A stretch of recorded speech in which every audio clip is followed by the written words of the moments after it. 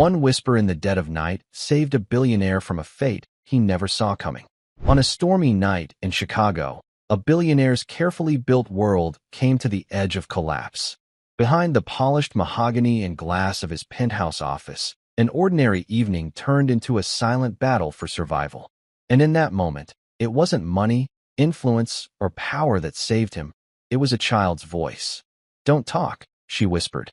Just 3 words, but they carried the weight of a life-or-death warning. What she saw that night would remain unspoken, yet it set in motion a chain of betrayal, secrets, and choices no one could have predicted. This is the story of how a maid's daughter changed the fate of a man who thought he was untouchable. Just before we dive in, let us know in the comments where you're watching from today. We love seeing how far these stories reach. And make sure you're subscribed so you don't miss tomorrow's special video. Now let's jump back in. Enjoy the story. The little girl's whisper cut through the silence like a shard of glass. Elias Vance was a man who commanded boardrooms, yet this child now held all the power in the room. Her wide blue eyes were fixed on something he couldn't see, something that terrified her into silence. The storm hammered against the penthouse windows, each gust of wind a howl across the Chicago skyline. Inside, the office of Elias Vance was a fortress of quiet order. Mahogany walls lined with books stood silent witness. A desk, vast and clean, held only a leather-bound blotter, a sleek laptop, and a glass of amber liquid. Elias ran a hand through his graying hair. At 58, he felt the weight of every late night, every battle fought in the sterile arenas of finance. He was the last of the Vance line, great-grandson of the legendary General Thaddeus Vance, a man whose portrait watched him from the far wall. The general's eyes, rendered in oil paint, were stern and unyielding, a constant reminder of a legacy built on courage, not just capital. A soft knock echoed at the door. "Come in," Elias called out, his voice tired. The door opened to reveal Helen, his housekeeper for the past 5 years. She was a woman of quiet dignity, her face etched with a gentle weariness that never touched her spirit. Beside her, holding her hand, was her daughter, Clara, 12 years old, with blonde hair that fell like a curtain of silk around her small face. She looked entirely out of place in this world of steel and glass. She clutched a worn teddy bear, its button eyes seeming to survey the room with a similar sense of awe. "I'm sorry to disturb you, Mr. Vance," Helen said softly. "Clara wanted to say goodnight. We're just leaving." Elias offered a rare, small smile. He had a soft spot for the girl. She never asked for anything, never made a fuss. She would simply sit in the kitchen, drawing in her notebook while her mother worked, a small island of innocence in his sprawling, empty home. "It's no disturbance, Helen." "Good night, Clara." The girl didn't answer. She took a hesitant step into the room, her gaze sweeping past him. It landed on the corner of his desk, where his most trusted advisor, Gregory Finch, was just placing the freshly poured glass of whiskey. Gregory had been with him for 20 years, a man whose loyalty Elias had never questioned. "Your evening drink, Elias," Gregory said, his voice smooth as ever. He was impeccably dressed, his smile practiced and easy. "A rough day? You deserve it." Elias reached for the glass, his mind already drifting to the quarterly reports he still had to review. But he stopped. Clara had taken another step forward, her knuckles white where she gripped her mother's hand. Her blue eyes were wide, locked on Gregory. She wasn't looking at him with childhood shyness. It was fear, pure, undiluted fear. "Clara, what is it?" Helen whispered, tugging gently on her arm. The girl's gaze flickered from Gregory to Elias, then to the glass on the desk. She opened her mouth, but only a tiny sound escaped. Elias leaned forward, his focus shifting entirely from the billion-dollar ledgers to the trembling child. Something was deeply wrong. He could feel it in the sudden chill of the room, a cold that had nothing to do with the storm outside. "What's the matter, sweetie?" Elias asked, his voice softer than he intended. Clara's eyes darted back to Gregory, who stood with a placid, unreadable expression. He even offered her a small, condescending smile. "Cat got your tongue, little one." That was when she moved. Clara let go of her mother's hand and rushed to Elias's desk. She didn't say a word. She just put her small hand over his, which was still hovering near the glass. She looked up at him, her expression a desperate plea. Then she whispered, the words barely audible over the drumming rain. "Don't talk." Elias froze. It was the same tone his great-grandfather had described in his journals, the quiet urgency of a soldier on the battlefield sensing a trap. Don't talk. Don't react. The enemy is watching. For a man who built his empire on logic and data, he made a decision based on nothing more than the terrified look in a child's eyes. He pulled his hand back slowly. He looked at the whiskey, then at Gregory. Gregory's smile hadn't faltered, but Elias now saw a tightness around his eyes, a flicker of something cold and watchful. You know, Elias said, forcing a casual tone, I think I've had enough for one night. My doctor has been warning me. He stood up, turning his back on the desk, on the drink. Helen, thank you for your hard work. Drive safe in this storm. He felt Gregory's stare on his back. It was heavy, questioning. Helen, confused but obedient, quickly gathered Clara. Of course, Mr. Vance. Come, Clara. Clara didn't move until her mother gently pulled her away. As they reached the door, the girl looked back one last time. Her eyes met Elias's, and in them, he saw the confirmation of a danger he did not yet understand. He had just been saved. Saved by a 12-year-old girl who had seen something shocking, something so terrible it had stolen her voice. And in that moment, the billion-dollar fortune, the towering legacy, all of it felt fragile. His life had been held in the balance, and the one who tipped the scales was the maid's daughter. After Helen and Clara left, a thick silence settled over the office. Gregory finally broke it. A strange child, he commented, his voice carefully neutral. He picked up the untouched glass of whiskey, ashamed to let this go to waste. Before he could move, Elias turned, his expression like stone. Leave it. The two words were quiet, but they landed with the force of a gavel. Gregory paused, his hand hovering over the glass. A flicker of surprise, or perhaps something else, crossed his features before being smoothed away. Of course, Elias. As you wish. I'll see myself out. Elias didn't watch him go. He listened to the soft click of the door closing, the silence rushing back in to fill the space. His heart was hammering against his ribs. He walked to the desk and stared at the glass. The amber liquid swirled gently, catching the light from his desk lamp. It looked perfect, innocent. Yet Clara's terror had been real. Children don't fake that kind of fear. He remembered the way she had looked at Gregory. Not at his face, but at his hands, just after he'd set the glass down. Elias's mind raced. Gregory had been with him since the beginning. He knew every deal, every secret, every weakness. The idea of betrayal from him was unthinkable, like a limb turning against the body. But doubt, once planted, grew with frightening speed. Elias carefully picked up the glass, using a handkerchief from his pocket. He walked over to a large potted ficus plant by the window. Without a moment's hesitation, he poured the entire contents of the glass into the soil. He felt foolish, like a man seeing ghosts in the shadows. But he would rather be a fool than be dead. He trusted the general's blood in his veins, and that blood was screaming that he had just dodged a bullet. He stood there for a long time, watching the rain trace paths down the glass. He thought of Clara. A little girl with a worn teddy bear had shown more courage than half the men on his board. She hadn't screamed or pointed. She had been clever. She had understood, on some primal level, that a direct accusation would have been a disaster. So she had used the only weapon she had, a whispered warning. Don't talk. A profound sense of debt washed over him. It was a feeling he was not accustomed to. People always wanted something from him. His money, his influence, his time. Clara wanted nothing. She had acted out of pure, selfless instinct. The next morning, the ficus plant was dying. Its leaves, once a vibrant green, were curled and brown, as if scorched from the inside out. Elias stared at it, a cold dread seeping into his bones. The proof was undeniable. The whiskey had been poisoned. The thought was so staggering it almost buckled his knees. Gregory, his friend, his confidant, for 20 years. Why? His first instinct was to call security, to have Gregory arrested, to unleash the full force of his power. But he stopped himself. This wasn't a simple business problem. It was a deep, personal betrayal. A clumsy move could be disastrous. Gregory was smart. He would have covered his tracks. An open accusation without irrefutable proof would be dismissed as the paranoia of an aging tycoon. Gregory could play the victim, turn the board against him. No, this required a different strategy. A strategy the general would have appreciated. Observation, patience, and the quiet gathering of strength. First, he had to see to the girl. He found Helen in the main kitchen, polishing silver with methodical strokes. Clara was at the small wooden table in the corner, her sketchbook open, but her pencil was still.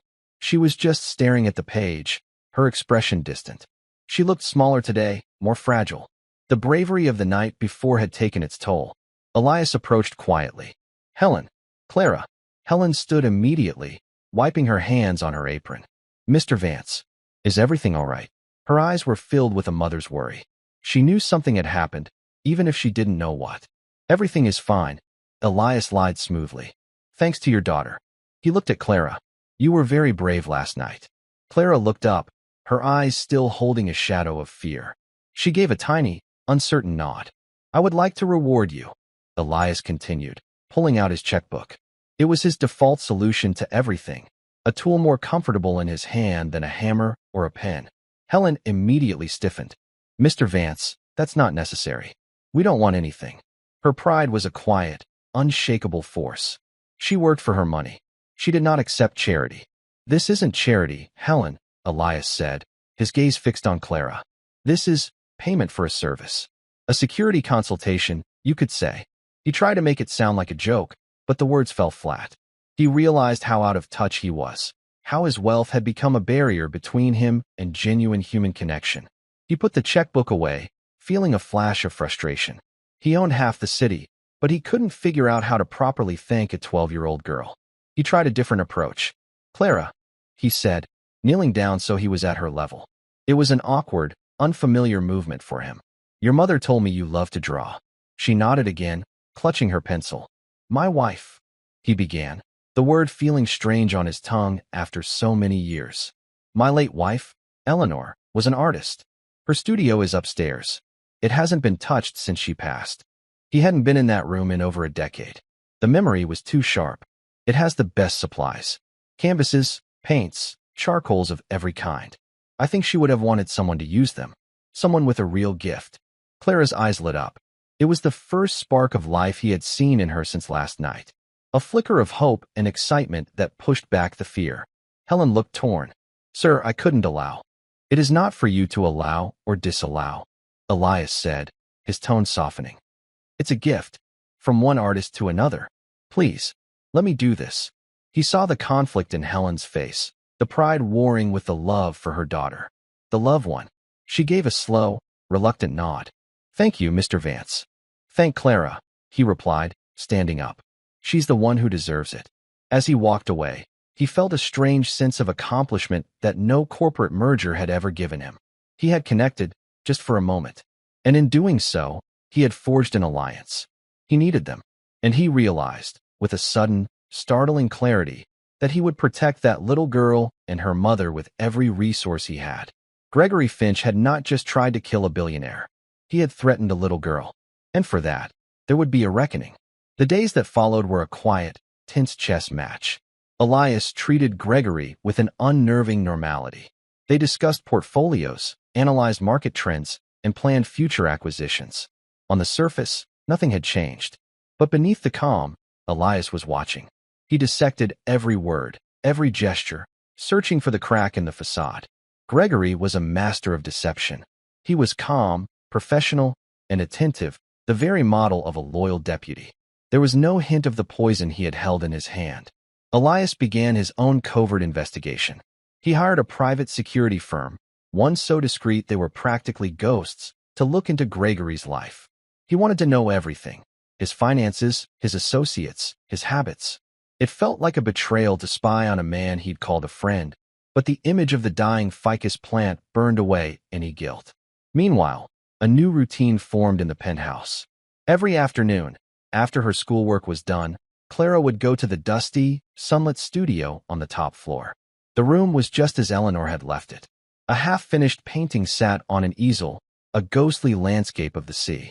Jars of brushes stood like soldiers on a wooden cart, and the air still held the faint, pleasant scent of turpentine and oil paint. Elias found himself drawn to the studio. He would stand in the doorway, watching as Clara, lost in her own world, filled sketchbooks with a ferocious passion. She drew the city skyline from the window, the birds that landed on the balcony, the worn face of her teddy bear. Her drawings were full of life and detail, far beyond her years. He saw his wife's same intense focus in her, the same way she would bite her lip when concentrating on a difficult line. One afternoon, he stepped into the room. Clara looked up, startled, a smudge of charcoal on her cheek. "Don't let me interrupt," he said. I haven't been in here for a long time." He walked over to the unfinished painting on the easel. It was a seascape of the coast of Maine, where he and Eleanor had spent their last summer together. He touched the rough canvas, a wave of grief washing over him, so fresh it felt like it was yesterday. "It's beautiful," Clara whispered from behind him. She loved the ocean, Elias said, his voice thick with emotion. She said it was honest. It never pretended to be calm when a storm was coming. He turned to face her. "Much like you." Clara blushed and looked down at her sketchbook. "You have a real talent, Clara," he told her. "A gift. You see things other people miss." It was the truest thing he had ever said. She had seen the malice in Gregory that he, in his blind trust, had missed for 20 years. Their friendship deepened in the quiet of the studio. He would tell her stories about his great-grandfather, General Vance. He showed her the General's Medal of Honor, which he kept in a glass case in his study. "They say he was fearless," Elias told her. But in his journals, he wrote that he was afraid every single day. He said real courage wasn't about not being afraid. It was about doing what was right even when you were terrified. He looked at her, and she looked back, her blue eyes understanding. "Like telling you not to talk." "Exactly like that," Elias said, a lump forming in his throat. While this fragile bond was forming, the security report on Gregory arrived. It was delivered in a plain manila envelope by a man who looked like he could blend into a shadow. Elias read it in the locked confines of his study. The findings were unsettling. For years, Gregory had been siphoning small, almost untraceable amounts of money from secondary accounts. It was masterful, death by 1,000 cuts. But it wasn't enough to explain attempted murder.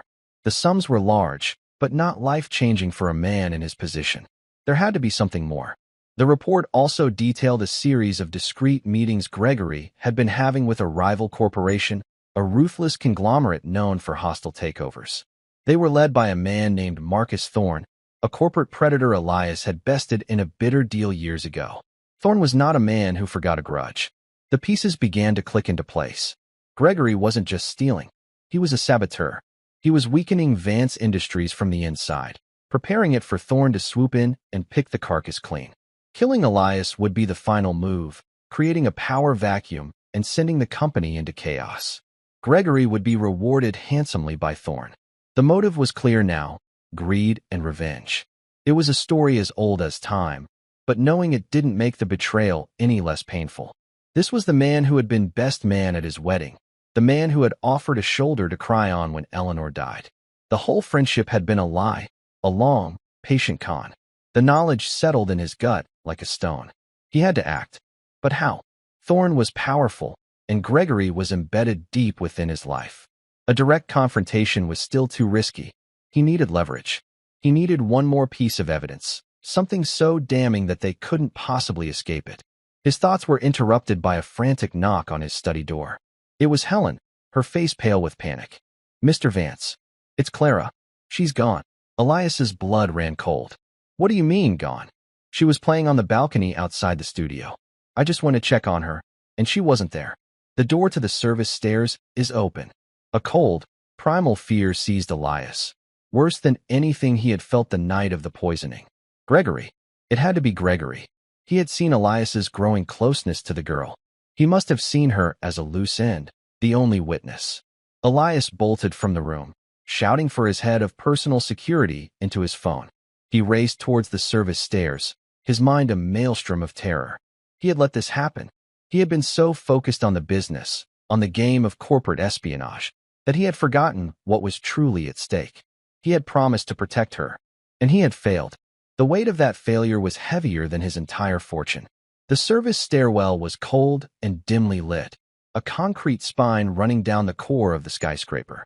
The air was still, amplifying the frantic thud of Elias's shoes as he descended.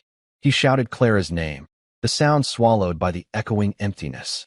He was followed by two of his security men, their faces grim, their movements swift and professional.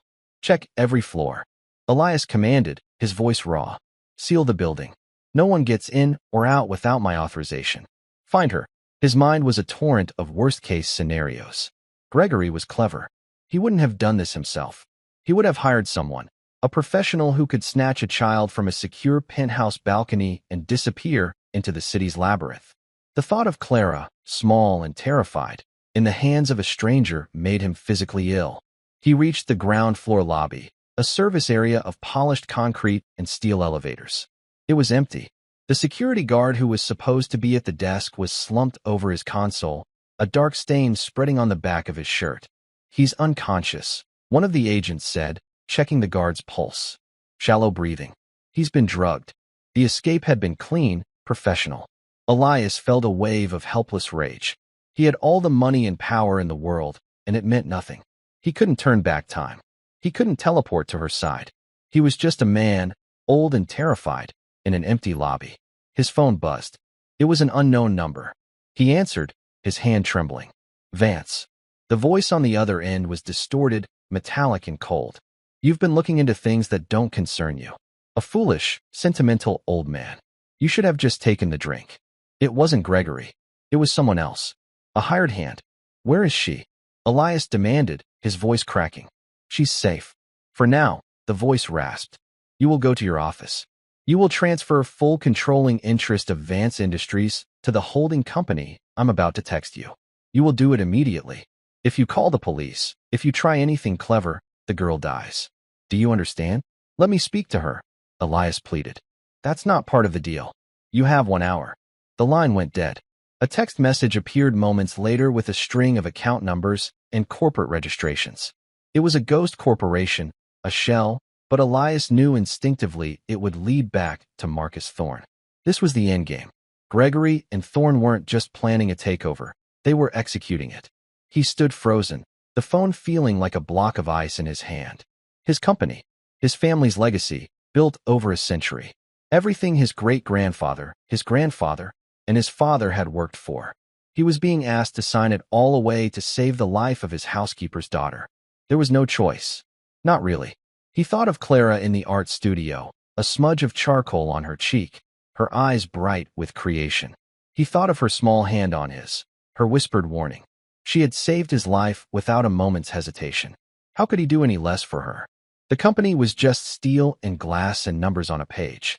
Clara was life. She was hope. She was the future he hadn't realized he was missing. Get me to my office. Now, he ordered his security team. And get a medical team for this man. Back in the penthouse, the air was thick with dread. Helen was crumpled in a chair, sobbing quietly. Elias walked past her, his face a mask of determination. He went straight to his desk and began the process. It was a series of digital signatures and coded authorizations, a bloodless execution of a corporate empire. With each click, he felt a piece of his past fall away. The weight of his name, the pressure of the Vance legacy, it all seemed to fade, replaced by a single, sharp focus. Clara. He was halfway through the transfer when his private line rang. It was the head of his security detail, a former military intelligence officer named Peterson. Sir, we may have something, Peterson said, his voice clipped and urgent. The woman who works the flower stand across the street. She saw a man leaving the service exit about 20 minutes ago. He was carrying a large duffel bag. Looked heavy. He got into a Blacktown car. Did she get a license plate? Elias asked, his heart pounding. Partial. First 3 letters. And she noticed something else. The man had a tattoo on his wrist. A scorpion. Elias froze. The scorpion. He had seen that tattoo before. Years ago, on the wrist of a disgraced security contractor his company had fired for violent behavior. The man's name was Novak. He was a mercenary, a piece of work who would do anything for money. And Elias knew, with a sickening certainty, that Novak had worked for Marcus Thorne in the past. Peterson, Elias said, his voice low and cold. I know who he is. I may know where he's going. He remembered a file from years back. Novak had a brother who owned a warehouse down by the river, a derelict place that was often used for off-the-books business. It was a long shot, but it was the only one they had. He gave Peterson the address. Go there. Quietly. No sirens. I want a perimeter, but do not engage until I give the order. They think I'm sitting up here, beaten. Let them think that. He finished the final transfer. A notification pinged on his screen. Transaction complete. Vance Industries was no longer his. He felt a strange emptiness, followed by a surge of pure, cold resolve. He had given them what they wanted. Now, he would get his daughter back. He wasn't just Elias Vance, the CEO anymore. He was the great-grandson of General Thaddeus Vance. And he was going to war. He turned to Helen, who was watching him with wide, tear-filled eyes. I gave them the company, he said simply. They will release her now. It's going to be all right. He was lying. He knew men like Thorne and Novak. They didn't leave witnesses. Giving them the company hadn't bought Clara's safety. It had only bought him a little time. Time he now had to use to do what the police couldn't. He went to the general's portrait and pressed a hidden panel beside the frame. A section of the wall slid open, revealing a steel safe. Inside, nestled in velvet, was an old, heavy Colt M 1911 pistol. It was his great-grandfather's service weapon from the war. Elias hadn't touched it in 30 years. His hand was steady as he picked it up. The steel was cold and solid, a piece of history, a promise. He looked up at the general's painted eyes. Time to do what's right, he whispered. Even when you're terrified. The warehouse district by the river was a forgotten part of the city. Rusting brick buildings stood like skeletons against the gray, overcast sky. Rain had started to fall again, a cold, persistent drizzle that slicked the cracked asphalt. Elias, hidden in the back of an unmarked van a block away from the Target warehouse, watched the building through a pair of binoculars. Peterson sat beside him, a tactical map glowing on a tablet in his lap. We have teams covering all exits, Peterson reported in a low voice. Thermal scans show 2 heat signatures on the second floor. One large, one small and stationary. Clara. A knot of ice formed in Elias's stomach. Have they called? Elias asked. No, sir. The transfer went through 20 minutes ago. They should have released her by now. It was as Elias feared. They weren't going to let her go. They were tying up loose ends. He felt a surge of cold fury. He had played by their rules, and they had betrayed him. We're not waiting for a call, Elias said, his voice hard. He checked the old pistol tucked into the waistband at the small of his back. It felt heavy and alien. We're going in. Sir, that's not advisable, Peterson began. Let my team handle this. It's what we're trained for. She saved my life, Peterson. I'm not going to sit in a van while other men fight to save hers. I'm going in with you. His tone left no room for argument. He wasn't asking. He was the great-grandson of a general, and this was his battlefield. The team moved with silent, ghostly efficiency. They breached a side door, flowing into the cavernous ground floor of the warehouse. It was a maze of dusty crates and abandoned machinery. The only sounds were the dripping of water from the leaky roof and the whisper of their own movements. They ascended a set of rusted metal stairs, their weapons raised. As they reached the second-floor landing, they heard voices. One was the cold, metallic rasp from the phone call, Novak. The other was smooth and familiar, dripping with arrogance. Gregory Finch. The transfer is complete, Gregory was saying. Thorne has the company. It's over. Not quite, Novak's voice replied. What about the girl? She's a witness. Elias peeked around the corner. He could see them now. They were in a small, makeshift office. Gregory was pacing, a nervous energy about him. Novak, a burly man with a shaved head and the scorpion tattoos stark against his skin, stood with his back to a small, closed door. Clara was behind that door. Leave her, Gregory said, waving a dismissive hand. She's a child, a maid's daughter. Who's going to believe her? We just let her go somewhere in the city. She'll be too scared to say anything. Gregory, for all his treachery, still had a line he was unwilling to cross. He was a thief and a traitor, but not a murderer of children. Novak laughed, a harsh, ugly sound. That's not how Thorne operates. He doesn't leave loose ends. He's paying me to be thorough. He started to turn towards the door where Clara was being held. That's when Elias moved. He stepped out from behind the corner. That's far enough, Novak. Both men spun around, their eyes wide with shock. Novak reacted instantly, his hand reaching for a gun on his hip. But Elias was faster. He already had the general's old Colt in his hand, aimed squarely at Novak's chest. Elias, Gregory gasped, his face draining of all color. How? You underestimated the maid's daughter, Gregory, Elias said, his voice steady, betraying none of the fear that was coursing through him. And you underestimated me. Peterson's team swarmed into the room from every angle, their weapons all trained on Novak. The mercenary froze, his hand hovering over his gun. He was outnumbered and outmaneuvered. He sneered. You think you've won, old man? Thorne will crush you. He has your company. He has a collection of worthless digital files, Elias replied, a grim smile touching his lips. I initiated a failsafe the moment the transfer was complete.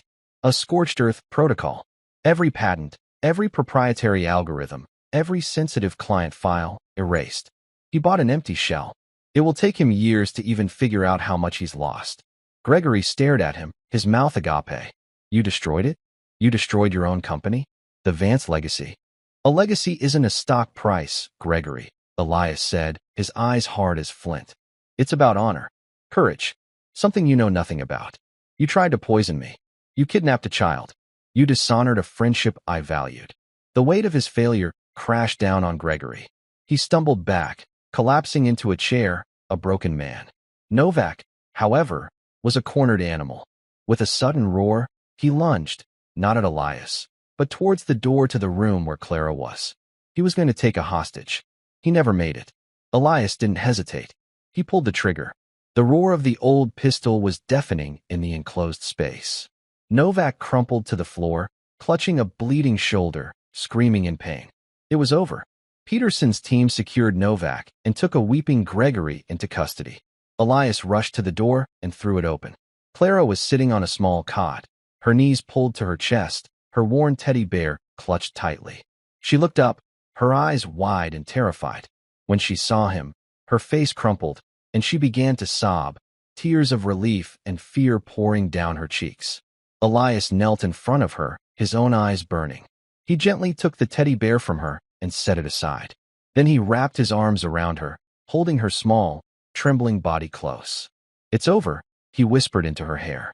You're safe now. I'm so sorry. I'm so sorry. She clung to him, her small hands gripping the back of his expensive suit jacket. In the cold, dusty warehouse, surrounded by the wreckage of his corporate life, Elias Vance held the only thing that mattered. He had lost his company, but he had saved the girl. And in that moment, he felt richer than he ever had before. He finally understood what the general had meant. Courage wasn't the absence of fear. It was about what you chose to protect. The ride back to the penthouse was a blur of flashing police lights and the steady rhythm of the limousine's wipers fighting against the rain. Clara had fallen into an exhausted sleep in the back seat, her head resting on her mother's lap. Helen stared out the window, her expression a mixture of shock and profound gratitude, her hand never ceasing its gentle stroking of her daughter's blonde hair. Elias sat opposite them, the general's heavy pistol now safely in a case on the seat beside him. He wasn't looking at the city lights streaking past. He was looking at the sleeping child. The immensity of what had happened, of what he had almost lost, was just beginning to settle in. He had dismantled a century-old empire with a few keystrokes. Vance Industries, the monolith that had defined his entire life, was gone. He felt a pang of something, but it wasn't regret. It was lightness. The crushing weight of his legacy, the constant pressure to be his father, his grandfather, his great-grandfather, it had vanished. All that remained was the quiet, fierce instinct to protect the two people in the car with him. When they arrived, the penthouse staff was in a state of controlled panic. News traveled fast in a building like this. Elias dismissed them all with a quiet word, assuring them that everyone was safe. He carried a still-sleeping Clara from the car himself, her small weight a comfort in his arms. He took her not to her mother's modest staff quarters, but to one of the grand guest suites, a room with a vast, soft bed and a window that overlooked the entire city. Helen followed, her eyes wide. Sir, this is too much. Nothing is too much, Elias said, his voice leaving no room for protest. This is her home now. Both of you. He laid Clara gently on the bed and pulled a thick down comforter over her. For a long moment, he simply stood there, watching the gentle rise and fall of her chest. He was a man who had commanded boardrooms with an iron will, who had moved markets with a single phone call, but he had never felt a sense of purpose so profound as he did in that moment. He finally turned to Helen. The woman's composure, which had held firm through the entire ordeal, was beginning to crumble. Her shoulders shook with suppressed sobs. He was going to kill her, she whispered, her voice choked. That man. He was going to kill my baby. Elias placed a gentle hand on her arm. But he didn't. And he never will. I have the finest security in the country. No one will ever harm her. Or you, again. I swear it on my family's name. The use of the phrase, once a declaration of corporate power, now felt different. It was a personal oath. A sacred promise. The next few days were a whirlwind of legal activity. Elias was debriefed by detectives, his lawyers working around the clock. Gregory Finch, stripped of his bespoke suits and confident smirk, had confessed to everything. He detailed the entire conspiracy, how Marcus Thorne had preyed on his gambling debts and his resentment of living in Elias's shadow, turning him into a corporate spy. The poison had been Thorne's idea, a way to make the takeover swift and absolute. Novak, the hired muscle, was less cooperative, but the evidence against him was overwhelming. The business world was in an uproar.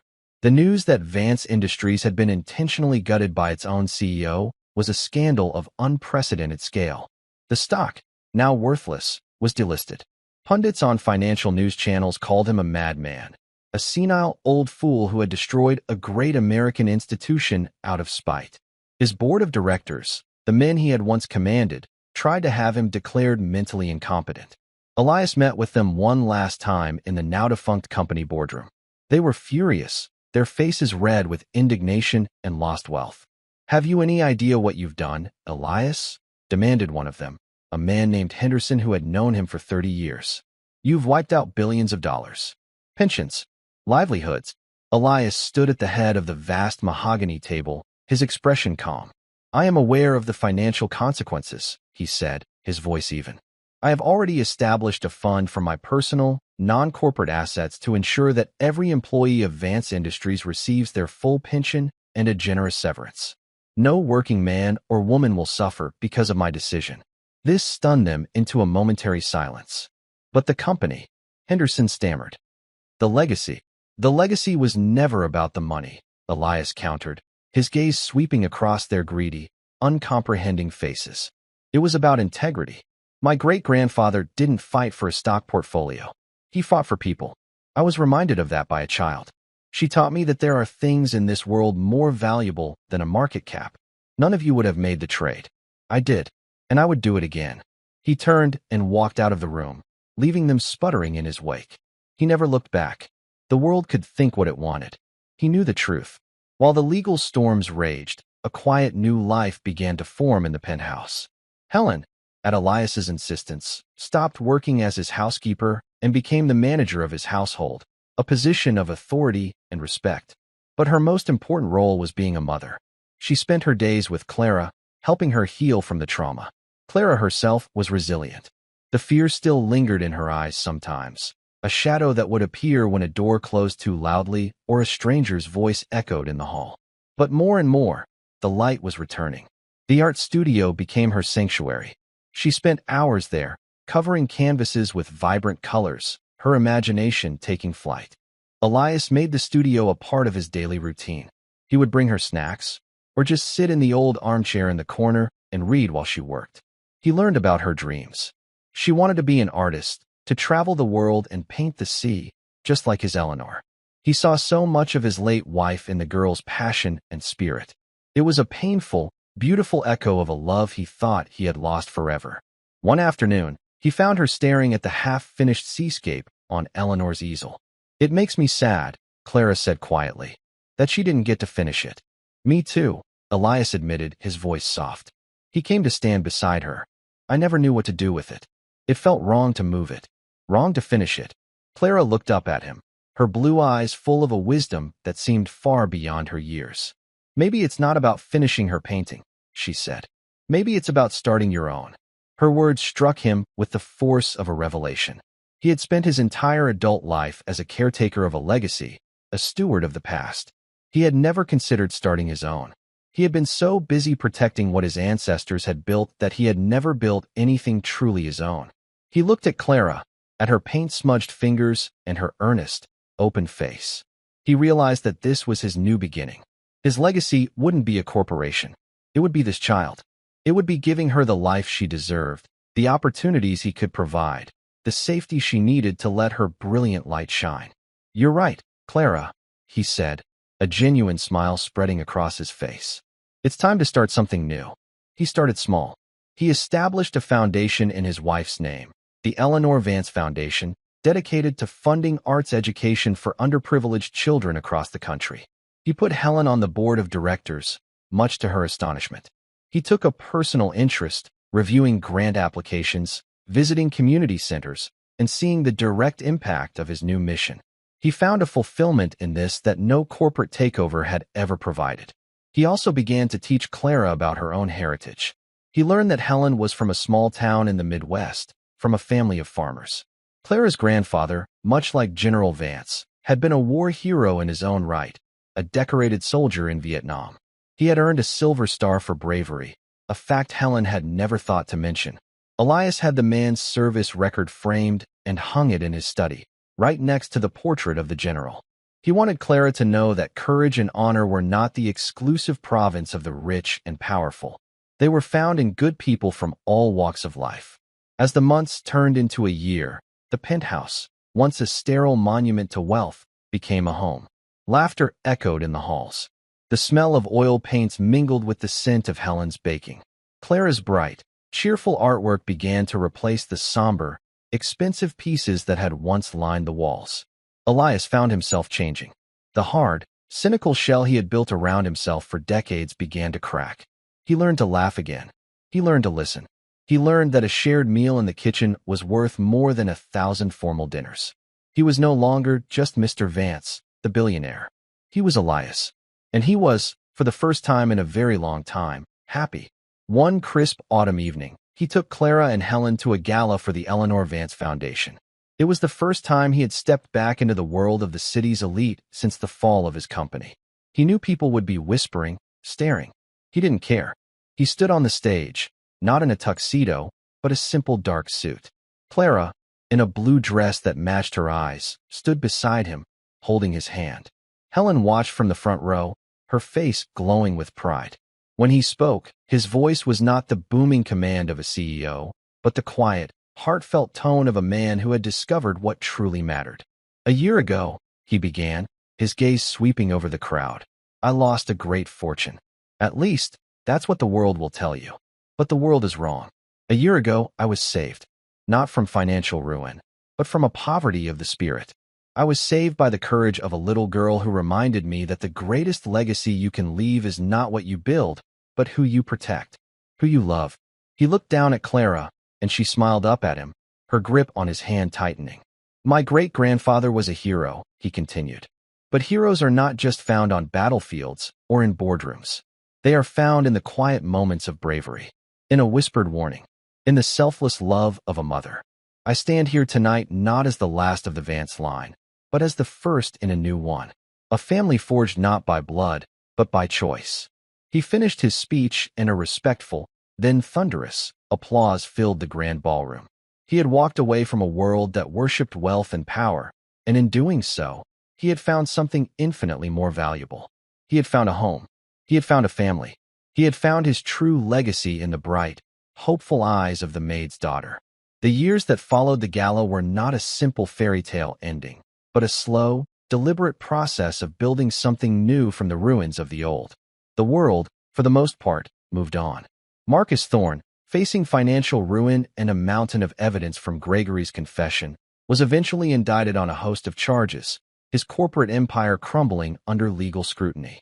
Gregory Finch received a lengthy prison sentence, a disgraced footnote in a story that had rocked the financial world. Elias Vance, once a titan of industry, became a cautionary tale whispered in exclusive clubs, the brilliant CEO who had lost his mind. Elias, however, had never felt more sane. His life, once dictated by the relentless ticking of the stock market clock, now found its rhythm in quieter, more meaningful moments. Mornings were for long walks along the lakefront with Helen, discussing plans for the foundation or simply enjoying the crisp Chicago air. Afternoons were reserved for Clara. The art studio remained their shared sanctuary. Elias, true to Clara's advice, had taken up painting. He was, by his own admission, a terrible artist. His hands, so adept at signing billion-dollar contracts, were clumsy with a brush. His landscapes were blotchy, his still lives lopsided. But Clara was an endlessly patient and encouraging teacher. "You're thinking too much, Elias," she would say, her own canvas already alive with color and form. At 15, she possessed a preternatural talent, her work displaying a maturity and depth that astonished the private tutors Elias had hired for her. "You have to feel it. Just let the color do what it wants to do." He would try, struggling to loosen the rigid control that had defined him for 6 decades. In those shared hours of frustrated sighs and paint-splattered laughter, he learned more about himself than he had in a lifetime of corporate battles. He learned to embrace imperfection. He learned that the value of an act was not in the outcome, but in the sincerity of the attempt. He was not just funding a young artist's education. He was being re-educated himself, his soul being repainted in brighter, more vibrant hues. Clara, for her part, blossomed under his care. The shadows of her trauma receded, replaced by the quiet confidence of a young woman who knew she was loved and safe. Elias enrolled her in the most prestigious private school in the city, a place filled with the children of the very people who now shunned him. It was not an easy transition. In the beginning, she was an outsider, the maid's daughter, who lived with the eccentric old billionaire. Whispers followed her down the polished hallways. Girls in designer clothes would look at her handmade dresses. Helen was a gifted seamstress, with a mixture of pity and contempt. One day, Elias found her sitting alone in the vast penthouse library, her sketchbook untouched, her eyes red from crying. "They said I don't belong here," she whispered, not looking at him. "They said my mother is just a servant and that you're crazy." Elias sat beside her, the anger that rose in him a cold, protective fire. He wanted to call the school's headmaster, to unleash the kind of financial and social pressure that could ruin careers. But he stopped. That was the old Elias. The new Elias knew that fighting battles for Clara wouldn't make her stronger. Teaching her to fight her own was what mattered. He took her hand. "Clara," he said gently, "do you remember the stories of my great-grandfather?" She nodded. When he was a young lieutenant, the other officers, all from wealthy, established families, looked down on him. He was the son of a blacksmith. They said he didn't belong. They said he was common. He paused, making sure she was listening. "So you know what he did? He didn't try to be like them. He didn't try to hide who he was. He just worked harder than all of them. He was smarter, braver, and a better leader of men. By the end of the war, he was a general, and they were all saluting him. He proved them wrong not with words, but with his character." He squeezed her hand. "Your talent is your character. Your kindness is your character. Who your mother is, and the good, honest work she does, is part of your character. Never be ashamed of it. Let them whisper. You, Clara, are going to show them what a Vance truly is. Not by birth, but by spirit." From that day on, something shifted in Clara. She walked into school with her head held high. When a classmate made a snide remark about her background, she simply looked them in the eye and said, "Yes, my mother was a housekeeper. She's the most honorable person I know. And now she sits on the board of a foundation that helps more people than your father's hedge fund ever will." Her art became her voice. When the school held its annual art exhibition, her paintings were the centerpiece. She had a raw, emotional style that was impossible to ignore. Her portraits captured the hidden sadness in a person's eyes. Her cityscapes vibrated with a lonely, beautiful energy.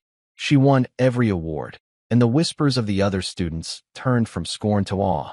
She hadn't just proven she belonged, she had set a new standard. Helen, too, carved out her own place in this new world. Managing the household staff of a billionaire was a daunting task, but she did it with the same quiet dignity and efficiency she had applied to polishing silver. She commanded respect not through intimidation, but through fairness and a deep, intuitive understanding of people. Her work on the foundation's board was even more transformative. At first, she was intimidated, a lone woman without a college degree sitting in a room full of lawyers and financial advisors. She rarely spoke, listening intently, learning the strange new language of endowments and grant proposals. Elias never pushed her. He simply made sure she had all the information, that her opinions were solicited, that she was treated as an equal. Her breakthrough came during a debate over funding a controversial arts program in a rough neighborhood. The other board members were hesitant, citing risks and low potential for a return on investment. Helen finally spoke, her voice quiet but firm. "You're talking about these children as if they're a stock to be analyzed," she said, her gaze steady. "I grew up in a place like that. Art wasn't a luxury. It was a lifeline. It was the only thing that gave some kids a reason to hope, a way to imagine a life beyond the one they were stuck in. The return on investment is a child who decides to pick up a paintbrush instead of a weapon. How can you put a price on that?" Her simple, powerful honesty cut through all the jargon. The program was funded unanimously. From then on, Helen was the moral compass of the foundation, the voice that reminded them all of their true purpose. As the years passed, the three of them, Elias, Helen, and Clara, coalesced into a true family. They celebrated birthdays and holidays together, creating new traditions. They supported each other through sickness and sorrow. Elias's health began to decline with age, his steps growing slower, but his spirit remained bright, fueled by the love that surrounded him. He was no longer the lonely king in his glass tower, but a patriarch, a grandfather, a mentor. When Clara turned 18, she had her first professional gallery show. The art world was buzzing. Critics lauded her as the most exciting young painter in a generation. The gallery was packed on opening night. Elias, leaning on a handsome wooden cane, a gift from Clara, stood beside Helen in the crowd, his heart swelling with a pride so immense it almost hurt. He watched as Clara, now a poised and beautiful young woman, moved through the room, discussing her work with an easy grace. She was everything he and Eleanor had ever dreamed a child of theirs might be: talented, intelligent, and above all, kind. One of the last paintings in the exhibition was a triptych, 3 canvases side by side. The first was a dark, chaotic swirl of grays and blacks, capturing the terror of a child in a warehouse. The second was a portrait of an old man, his face etched with worry and loss, but with a flicker of fierce determination in his eyes. The third, and largest, canvas was an explosion of brilliant, hopeful color. A sunlit studio, a young girl painting, and the same old man sitting in a chair, watching her with a gentle, loving smile. The title of the piece was simple: My Family. Later that evening, after the crowds had gone, the three of them stood alone in the quiet gallery. "You know," Elias said, his voice thick with emotion as he looked at the paintings. "The general won many medals. My father built skyscrapers. I made billions of dollars. But this, Clara, this work of art that you have created from your heart, this is the greatest achievement in the history of the Vance family." Clara leaned her head on his shoulder. "We did it together," she whispered.